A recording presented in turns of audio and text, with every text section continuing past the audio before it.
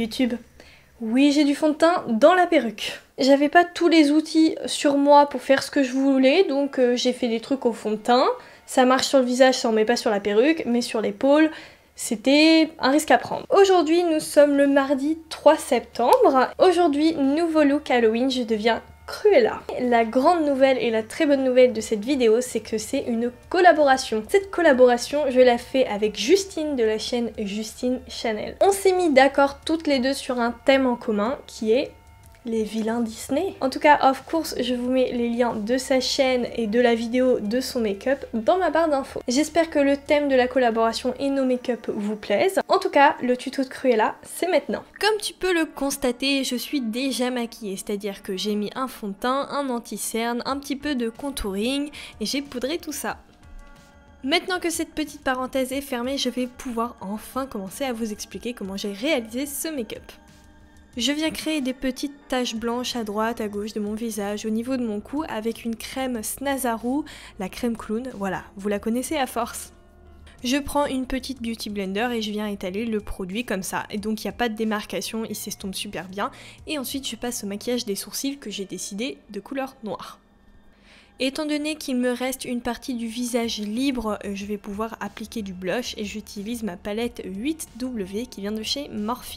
Je n'hésite pas à vraiment prononcer le blush parce que voilà, je suis un vilain Disney, ne l'oublions pas. Une fois que les emplacements des taches blanches me plaisent, que mon teint est presque terminé, je passe au maquillage des yeux.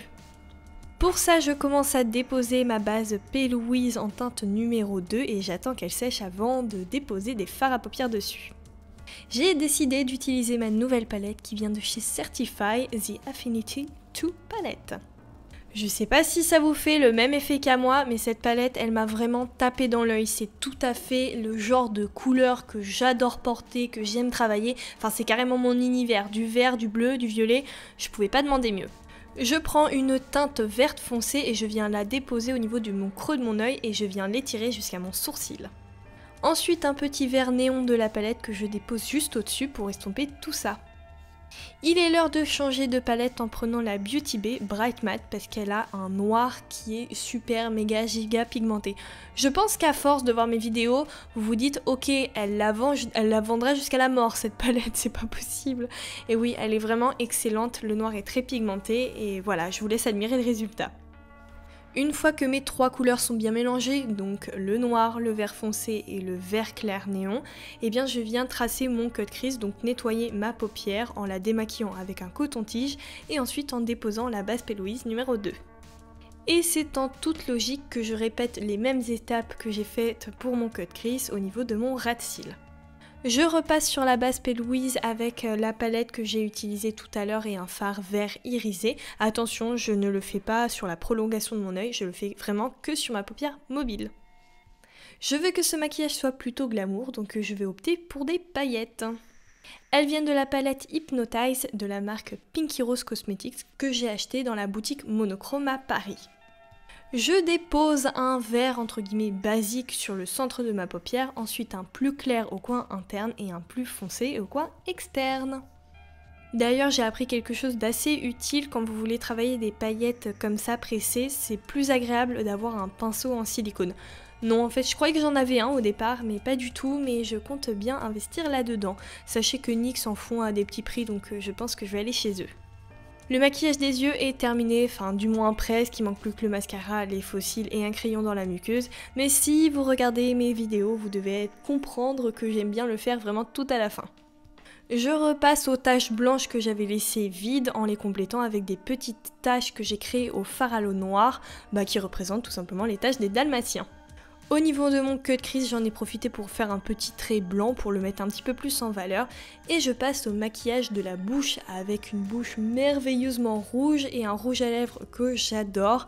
C'est celui de chez Sananas Beauty. Personnellement, dès que je veux une bouche rouge, je prends celui-là.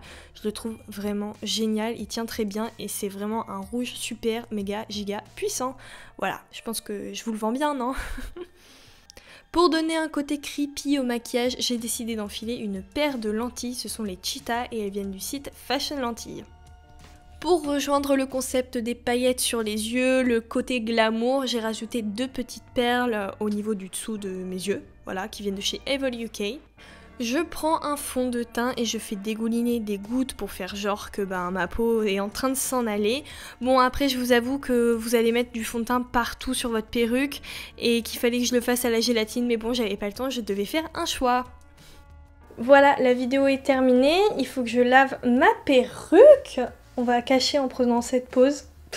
J'espère que ce make-up vous plaît autant que moi. Je trouve que ça fait vraiment bad bitch et j'adore. N'hésite surtout pas à aller voir la vidéo de Justine. Si vous aimez mon travail, mon univers, n'hésitez surtout pas à le partager, à me laisser un petit commentaire, à liker la vidéo et of course à venir me rejoindre sur Instagram. Pour ma part, je vous donne rendez-vous demain à la même heure sur ma chaîne. Je vous fais plein de gros bisous. Bye!